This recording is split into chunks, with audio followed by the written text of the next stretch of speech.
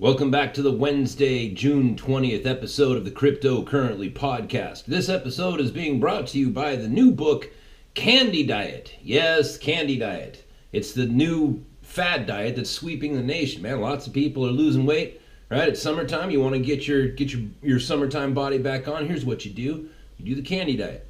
You start off your day with a delicious piece of candy. You then get a sugar rush from that and a burst of energy. You use that energy to get to the next piece of candy. See how that works? And in that time, you get a little cardio in, right? You're running to get to that next piece of candy. Next thing you know, you're 50 pounds lighter, right? Now, that's ridiculous, you might say. But the point of that is like, man, you can sell anything. You can sell anything to anybody. And especially if they don't know what the ingredients are. Like, you look at what's happening right now in America. We're just finding out, right? Look, maybe you knew, but I didn't know that there were camps of people coming up from our southern border. There were camps of South Americans and Mexicans being detained, like in actual like jail cells and converted Walmarts and all. I didn't know that was happening. Did you know? And now we're just finding out, right? So there's this thing that happens where we get blindsided by horrific facts. It's like, oh God, why is that happening? Why didn't you just turn those people back, or something? You separated them from you separated children from their families. Like, how did this? Why is there such an inefficiency going on here? And then what you have is you have two people, right?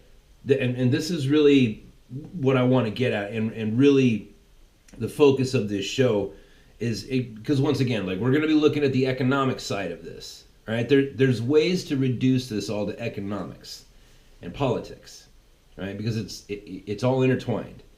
The Democrats right now are using this situation that has been there for, 2 decades, right? That situation, we're just finding out, like, oh no, this has been going on for a very long time. And now the Democrats seem to be appalled by the decisions made by Barack Obama and Bill Clinton, right? They're appalled, but they won't assign any sort of guilt to the policies and the laws passed by Barack Obama or Bill Clinton, but they will focus on the ones by George Bush. Now, this is one thing as conservatives, right? As patriots, people who love this country, like, we must together, right? Where we go one, we go all. We have to clean up our own room. Now that gets very uncomfortable, right? Dr. Jordan B. Peterson talks about it all the time in his new book, 12 Rules for Life, An Antidote to Chaos, which you can buy on Amazon.com. He talks about it all the time, man. Clean up your own shit. You take care of yourself. Because think about this. We go to, we talk to Democrats and we say, look, man, your guy did this. Your guy sent, $1.2 billion on a plane. He palletized, he put cash on pallets, put it on a plane that had been painted over, like those little identifying numbers and letters and stuff underneath the plane that tells you, that's international law. You have to have that. And that plane that got caught on the tarmac there in Iran, it had been painted over. It was like a secret plane. And you ask Democrats, it's like, dude, why did your guy do that? And they say, oh, that was their money. It's like, well, then why wasn't he able to get congressional approval? Why all the sneakiness? Why did he have to paint a plane? Right? Why did he have to send cash? Right? And they won't answer. Well, the thing is they look, that's their room now. And they have enough problems of their own. They're on a complete self-destruction pattern. Absolutely. Look, you see leftists or Democrats or liberals or progressives or whatever it is that you want to call them, they're over there cannibalizing themselves. They're going to take care of themselves. They're going to defeat themselves. They're shooting each other in the foot now, right? Like I said on yesterday's show, what do we have today? What's the big issue of the Democrats today? Oh, it's these poor children. And don't get me wrong, like, that is a horrific thing that's happening down there. I'm horrified by that. That's happening on my soil. Dear Jesus, that is horrific, right? But what was it? Just 2 weeks ago? It was some used up old whore, Stormy Daniels. That was their whole thing. Like, oh, look at this, we got this whore, and President Trump slept with her just months after his son Barron was born. It's like, yeah, that's pretty bad, but he wasn't president back then. Right? That was a long time ago. And furthermore, like, this is a used up old whore. Like, she chose her path in life. She decided to sell her body for money. That was her choice. So now she gets to live with the consequence. And the consequence is, like, I don't respect you. I don't have any respect for you, and I don't want to hear anything you have to say. I don't, like, there's nothing that you have, your decisions that you've made and that you stand by are so repugnant that it's like, I don't want to hear anything you have to say. It would be different if that lady had came out and said, you know what, like, I've seen the error of my ways.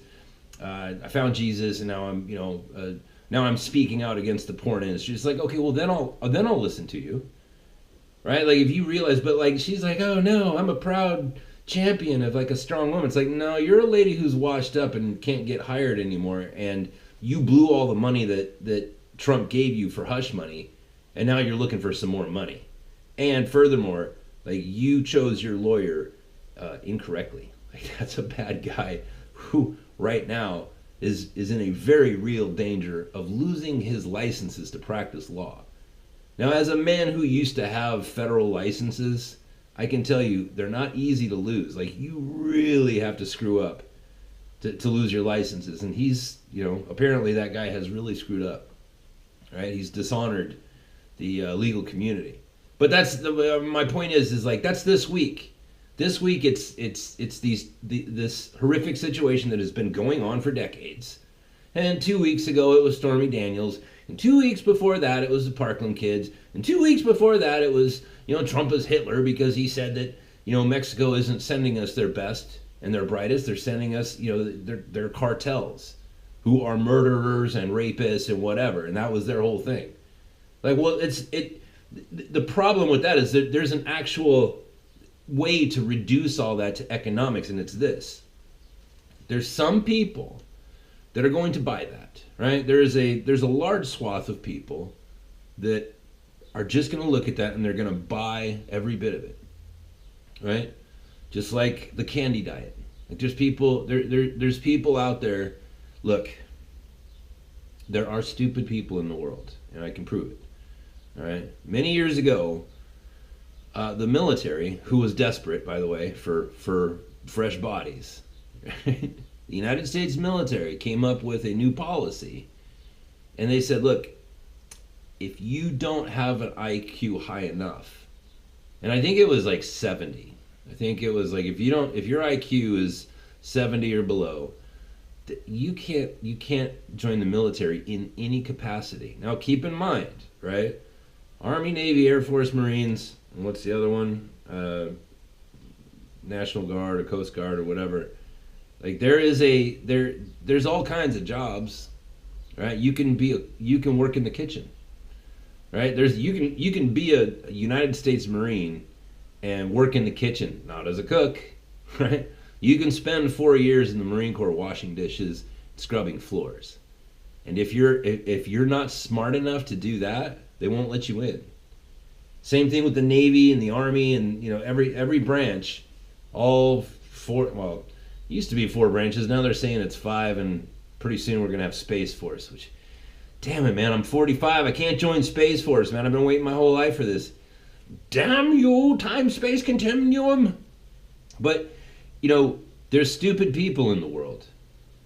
There's people that are so stupid that they cannot be trusted to do the most menial tasks from an employer who will hire anyone, right? The Army and the Marine Corps, man, they will hire anyone. Air Force is a little more difficult to get in. They're looking, that's why they dress in suits. Like, their uniform is literally a suit and tie, But the Marine Corps, and the Army, we don't. Our standards are a little bit lower. And if you're not smart enough to wash dishes and mop floors, like, you're not going to get in. There is a percentage of people out there that are stupid, and they're so dumb that they're a danger to themselves. And because that makes them a danger to themselves, it makes them a danger to everyone else around them. Like, their stupidity is lethal, right? And I just, like, I hate to say these words out loud, but the number of people in the United States, because it's different in the rest of the world. It's actually much higher in other places. But in the United States, it's over 10%. 1 out of 10, right? 1 out of 10 people is so stupid that even the military wouldn't take them to do a menial task for 4 years, right? Which they would need to get, funding for college so that they could get smart. It's like they're so dumb that nobody's even going to allow them to try to make themselves smarter. You know what I mean? Like, there's people that are so dumb out there that it's tragic. And we're seeing that now. And it's not just on the Democrat side. Now listen, like, this show, as I said before, we're going to be rebranding, right? I started off with cryptocurrencies because there's this new market called the cryptocurrency market, right? And that fascinates me because, for a number of reasons. One, because I'm a former currency trader, right? When I started off as a commodity trader, I didn't do commodities. I just did one of them, currencies. That was it. And so that's kind of like my first love. So when the cryptocurrency market came along, I saw it and I said, oh, I know this. I can speak about this because this is what I used to do, right? And it's also fascinating because in my life of working in finance for over a decade, I learned a lot about money, how it works, how things happen, and one thing I've known for a very long time is that, like, you can't just print up money when you need it. And when the United States took themselves off of the gold, silver, and refused to go on to the gold standard, and refused to go on to the silver standard, and they just said, well, we're just going to have no standards. When we need money, we're just going to print it up, right? Well, that's not how, that will never work. It cannot work. You can't do that and still have a supply and demand formula for how you're going to evaluate your own currency. We still have a supply and demand. So the more money you print up, the less valuable your money is. That's how that works. And we've just been printing money and printing money and printing money, right? Barack Obama did it. George Bush did it, right? Bill Clinton did it. Now, if you're like me, right? If you're a Republican, if you're a Christian, if you're a patriot, right? Perhaps you served in the military. It's real easy to overlook the fact that Bush did it. But he did, right? We have to clean up our own house. We have to be responsible for the things that our people, right, the people that we liked, have done wrong. And we have to remove that, right? When our politicians start doing things that we don't like, we have to remove them and put somebody in there who will be beholden to the will of the people. That's how we got into this mess in the first place. It all happened very naturally, right? There's nothing evil or, malevolent about how this all happened. It's very explainable. Man, after the Second World War, our nation was wealthy beyond compare, right? We had everything. And those men and women returned from Europe and the South Pacific, and they just started banging each other, man, and a whole bunch of kids came out. Those kids were the beneficiaries of this unbridled wealth that we had. Those were our parents, right? The baby boomers. Those were our parents, and they had it easier than any generation had ever had it. And because they had it so easy, like, when they grew up, they started getting married and having their own kids and realizing, like, oh, wait, marriage is really hard. I don't like to do things that are very difficult. So let's just separate, right? They were a generation of lazy kids, and divorce rates skyrocketed, right? And people that that generation, they grew up in a world where it was like, okay, my parents are like hardcore, Christian people. They're Lutheran, they're Catholic, they're whatever brand of Christianity you want to call it. But they were like, those people were hardcore. They had a strong faith in their God. And the thing is like, the Christian walk, it's very difficult. It's the most difficult thing that you could possibly do. It's impossible. That's what Jesus said, right? They asked him, like, remember the story of the rich young ruler? He's, the rich young ruler's walking away. He's all sad because Jesus told him he had to get rid of all of his stuff. And Jesus points to him. He says, you see, it's harder for a rich man to enter into the kingdom of heaven than it is for a camel to enter the eye of the needle. And the disciples freaked out, right? There's in three of the four gospels that story is told. And in every single one of them, and this is something they don't teach you in church. If you go back and read those passages, it says that the disciples freaked out. It says that they were sorely amazed, right? It means that they were heartbroken at what Jesus had just said. Why? Well, because he wasn't saying like rich people. He was saying people that have stuff. And everybody has stuff. Everybody has stuff. Do you have clothes on your back right now? Well, you have stuff. And what Jesus said was like, if you have stuff, you're not getting in. You can't come into the kingdom of heaven with things. And the disciples were like, well, then what have we been following you for? Everybody has things. And Jesus looks at him, he says, yeah, it's impossible. And now the way that the scripture reads, it's like it takes you directly to the next segment of the conversation, which by the way, that next segment of the that particular conversation, it didn't happen for days, right? Jesus finally lets him off the hook and he says, but with God, all things are possible. And what he was saying is that salvation and living in the kingdom of heaven, like, it only happens through God. It's impossible for you. It's only possible through God. That's what I'm saying is like, he was saying like, it's impossible.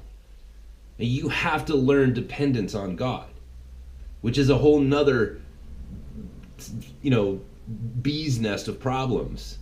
It's very difficult to be a Christian. And so these kids, they grew up, our parents, they grew up in a time where it was like everything's easy, and so therefore everything should be easy.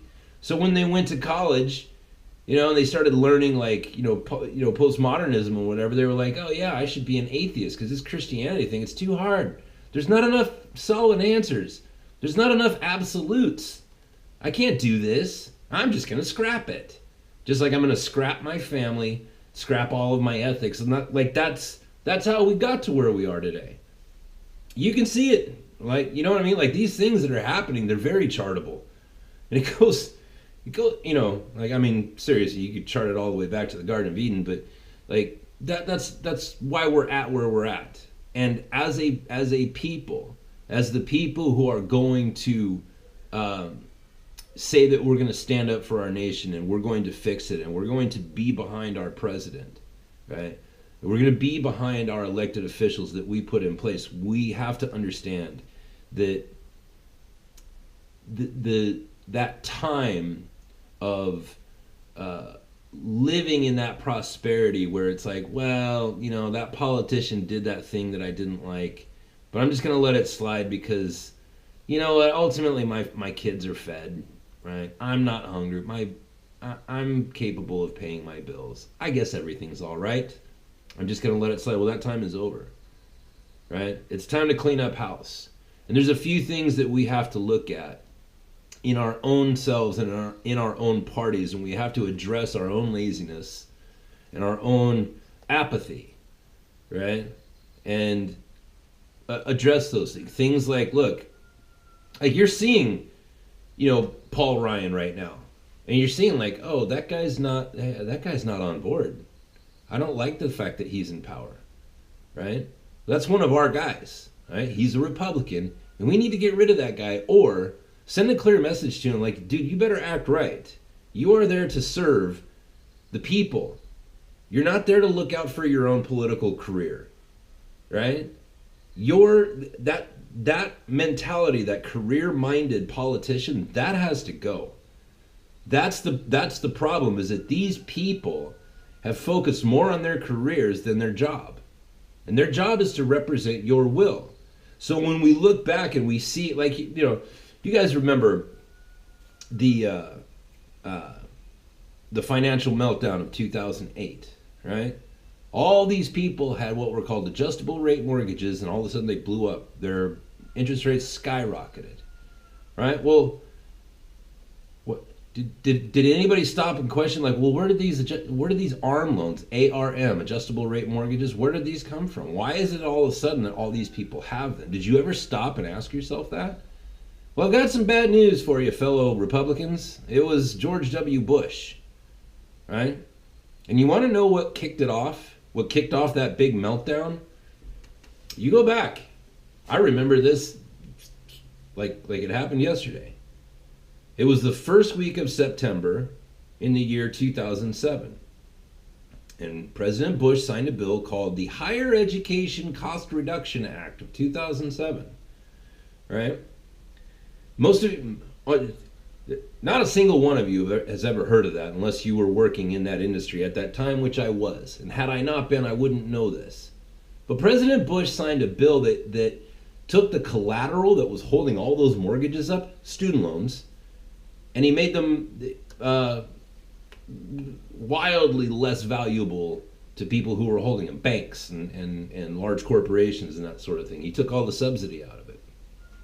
That's what that bill did, and it kicked off. And if you go back and you look at the news back then, in that first week of September of 2007, that's when all of those people standing outside in lines in front of Fannie Mae and Freddie Mac and Sallie Mae and all that, that's what caused that. And because they did that, it then exposed the fact that there was all these people with these adjustable rate mortgages, right, that got burned by that. These are the people that have been running our country, and nobody ever held George Bush to account for that. Why? Because we were Republicans. Man, that was our guy. Look, this isn't a football team, right? These aren't football teams. This is our nation, and national security needs to be your highest priority. National security. These Democrats, they don't give a damn about those Mexican kids, and they don't give a damn about national security. We've got to build that wall because we have people. Listen, this is a scary thing. We're not, these politicians, all of them, right? Not just them. It's been our people too. You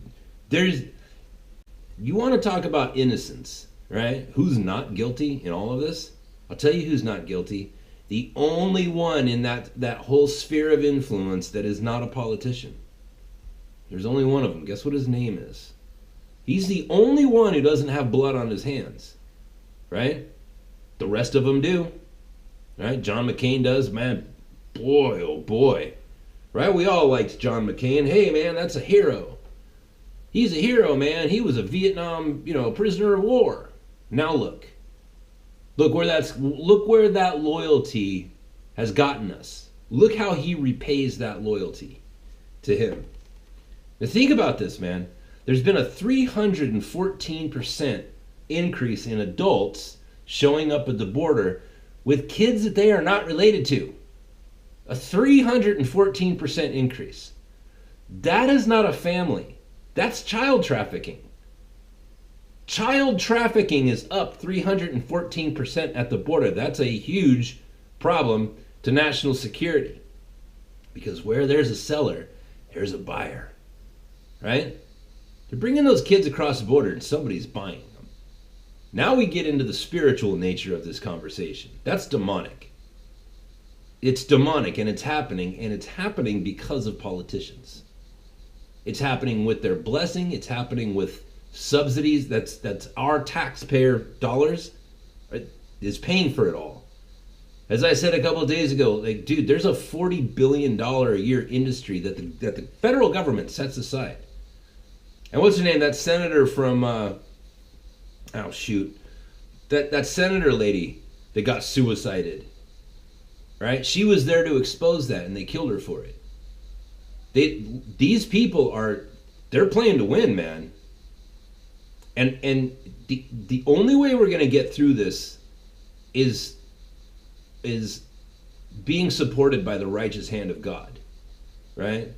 So when we see our own people doing bad things, we have to hold them to account.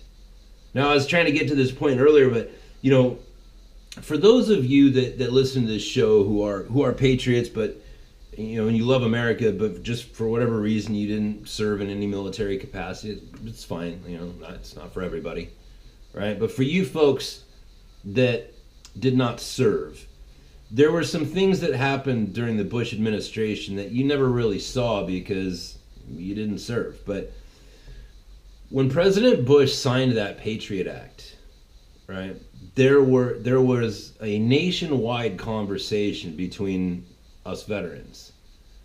Because when President Bush signed that, it's, those of us who served, we served under an oath. We swore an oath to protect the Constitution and to obey the president's orders. That's, that if you read the oath, that's pretty much how it reads. Right? Protect the Constitution, obey the president. Now, when President Bush, right, our guy, signed the Patriot Act, what was in that Patriot Act other than the surveillance, right? The surveilling of people within the United States, which is it's a violation of our Constitution. There were some other things as well, like detaining prisoners without charging them, and detaining them for an indefinite amount of time. That's against our Constitution, right? And the president did that. Now here's the thing.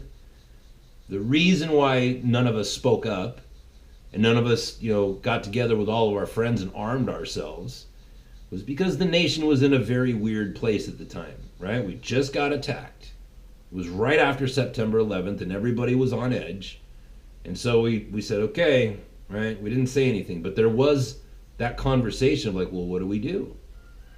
We don't, your right to due process, your right to face your accuser, your right to be charged if you are arrested, right? Those are things that the founding forefathers said, like, these are the things that are going to protect you when your government goes sideways, right? And the Patriot Act said, no, all we got to do is call you a terrorist and ship you off to Cuba, and we can hold you as long as we want, right? That was a violation of the Constitution. That happened by our guy. You see what I'm saying?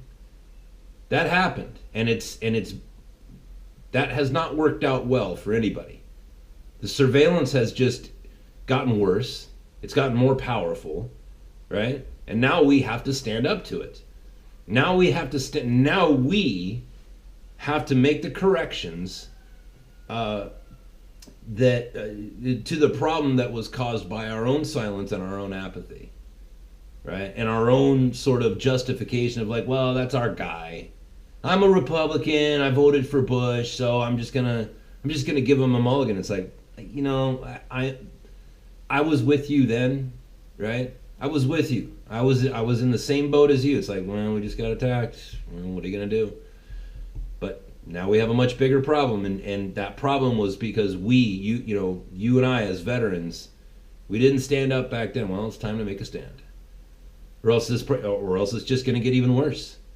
These problems have been getting worse and worse and worse and worse, and now it's time to fix it. We don't have to worry about the Democrats. They are cannibalizing themselves. They're doing all of the advertising for the 2020 election for us. It's beautiful. Like, they're putting Nancy Pelosi on TV, which by itself is enough.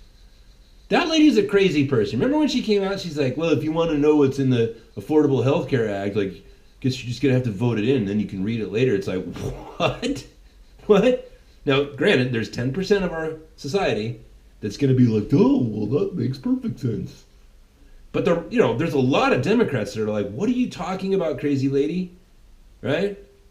When we saw Donald Trump, like, there was all that news like, oh, Donald Trump just called all of Mexico, every Mexican person, he just called them a bunch of animals. And it's like, there's a lot of Democrats that are like, oh, I got to see this. And they went in, they pulled up the YouTube, and they saw that there was a lady there asking him, like, well, what do you think, what's the deal with MS-13? And Donald Trump's like, yeah, fuck those people, man. Those people are animals.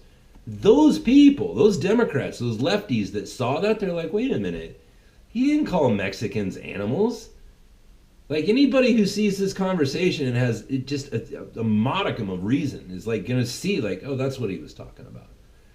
And then Nancy Pelosi goes on TV and she does all the heavy lifting for us. She goes on TV and refers to people who rape and murder infants and toddlers. She referred to that. Doesn't Donald Trump know that they have the divine spark? It's like, wow, you just shoved a whole bunch of lefties into the right, right? With one statement, right?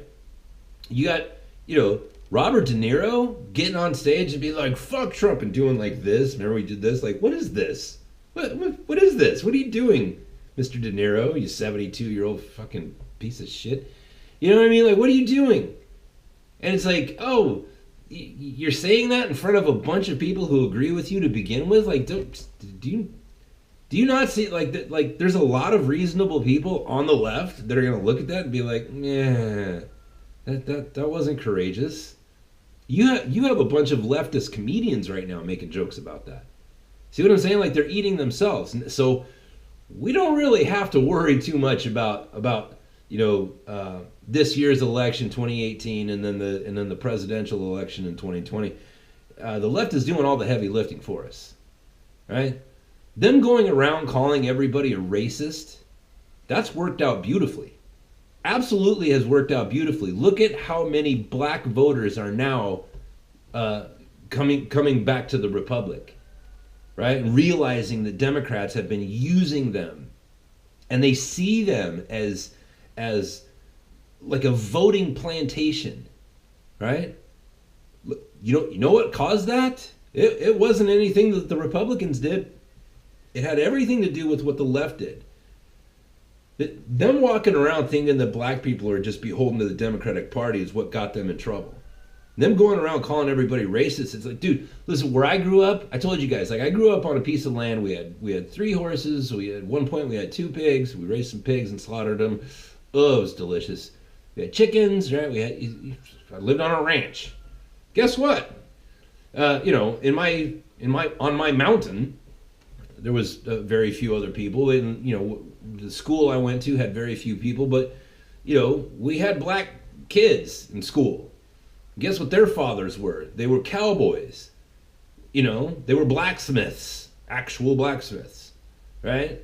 They were mechanics. They were just other hardworking people, and they wore cowboy hats. And they, you know what I mean? Like, you think like the Democrats think that like all the black people are just living in Mississippi and hoping to God that the government increases welfare. It's like, no, most black people are hardworking, right? There's a lot of black people that are like they have the same family values that they've always had. You know what I mean? Don't get a divorce. Don't let some other man raise your kid. Those people, guess what?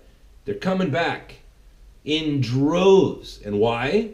Because those black people are looking at Democrats going, oh, everybody's a racist. Everybody who's a white person is a racist. And those black people are like, not the white people I know. Because they're reasonable. Not the white people I know. These people are cool, right? Whatever. Everybody's just doing their damn thing. And that's what I'm saying. And we have to clean up our own act, right? We have to be the ones who stand and empower those who are going to do good, or maybe not good, but at least our will, right? Because not everything's going to work out well, right? We talk about building that wall. Listen, there is not a single particle of energy in my body that is against building that wall. I am all for it. But Who knows? You know what I mean? That could end up bad.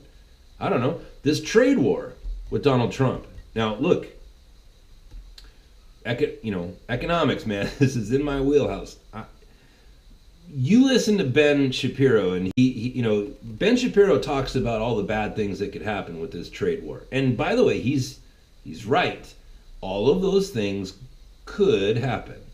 And I'm grateful for Ben Shapiro pointing those things out, right? He's not being a prophet of doom.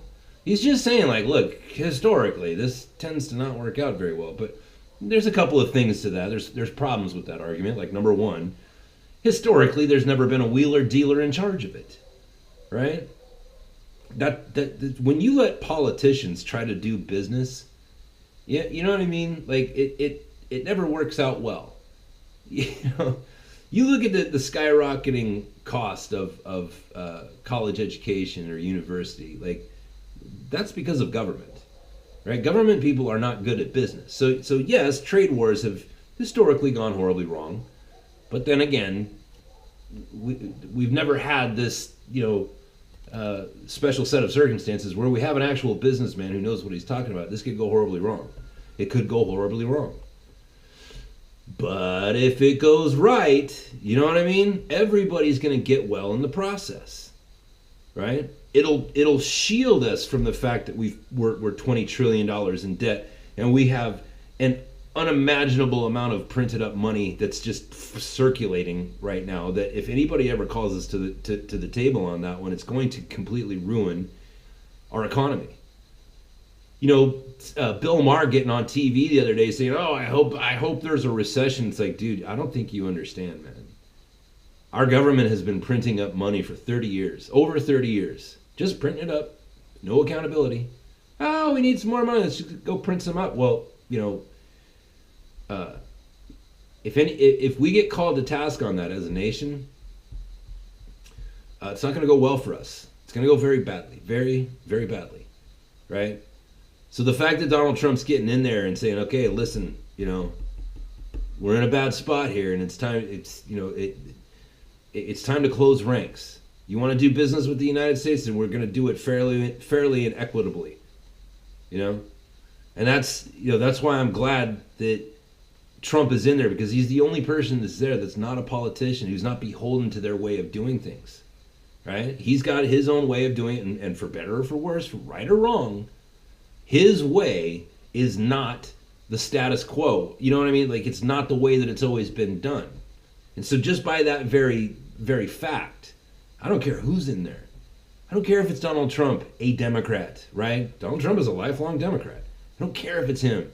I don't care if it's Ben Carson. Just give me somebody who's not one of them, right? And we finally got it. And it's going to be tumultuous, that's for sure. But the encouragement here is like, look, there's some very demonic shit going on, and it's being revealed. We are going through a time of revelation, right? Of a revealing, where we're seeing, like, oh boy, like, we have people in the FBI that are using their considerable amount of power to try to influence elections. We have, let's face it, we have a two-party system, right? It's the Republicans and the Democrats. And the Democrats decided that they were going to subvert the will of the people and take away Bernie Sanders' votes. Now listen, I don't care about Bernie Sanders. I don't give a damn about that guy. I hope that he goes back to his 3 mansions and combs his hair with his balloon and talks about the millionaires and the billionaires. You know what I mean? Like, I don't like that guy. But the fact is, he won California and Florida.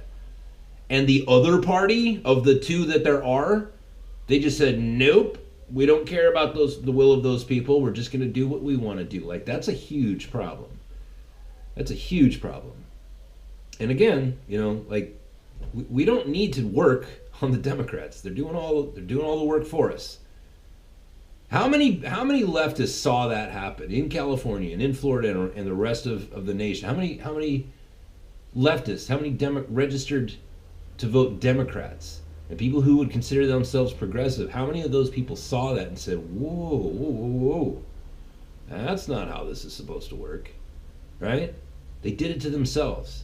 So we have to be very careful to clean up our own act, which we will be getting into as the show goes along. Now, listen, we're rebranding. All right, it's probably going to kick it off here in a couple of weeks, but I think we're going to go with Arch Advocate with Pete Dobson. The Arch Advocate. I always say, like, I am the Arch Advocate because I'm a big fan of just humanity. Right? I like people and all the weird little things that they do.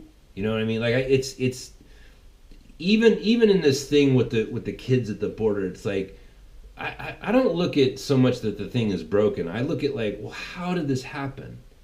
Like, how did the American people get lulled into this place where it's like, wow, we didn't even know that this was happening? You know what I mean? Like, I look at that stuff and I'm fascinated by it.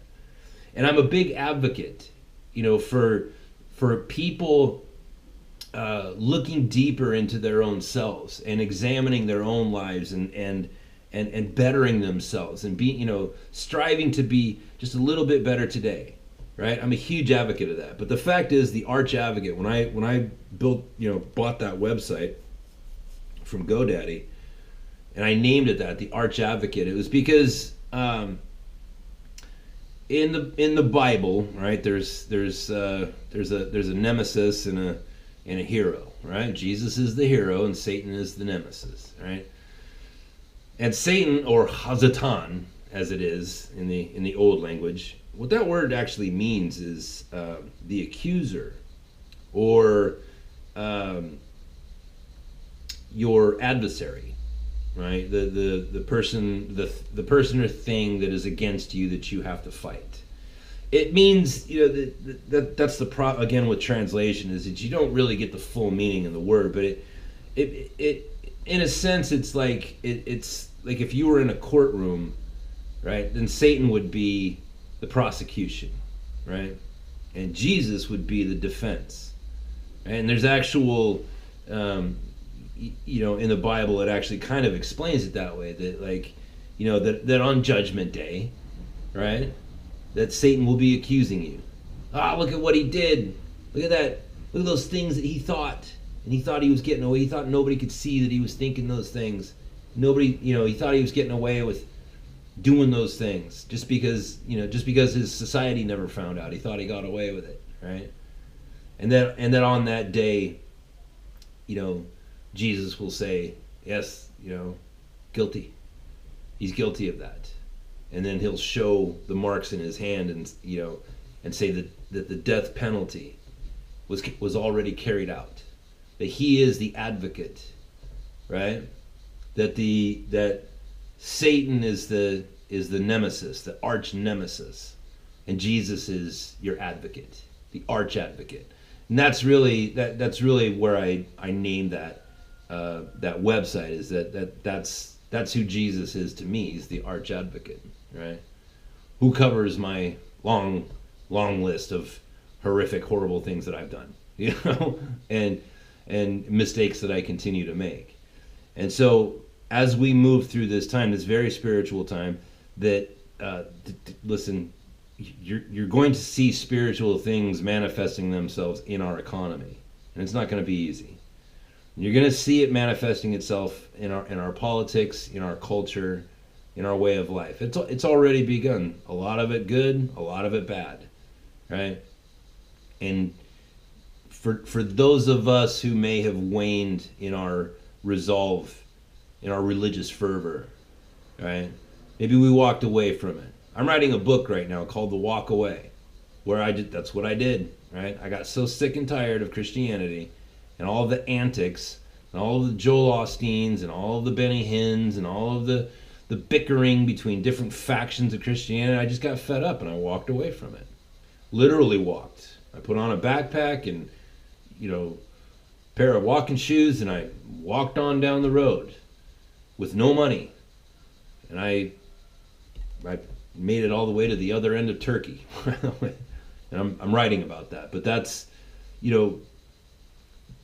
for a lot of us, like, growing up in Christianity, there's been a lot of problems.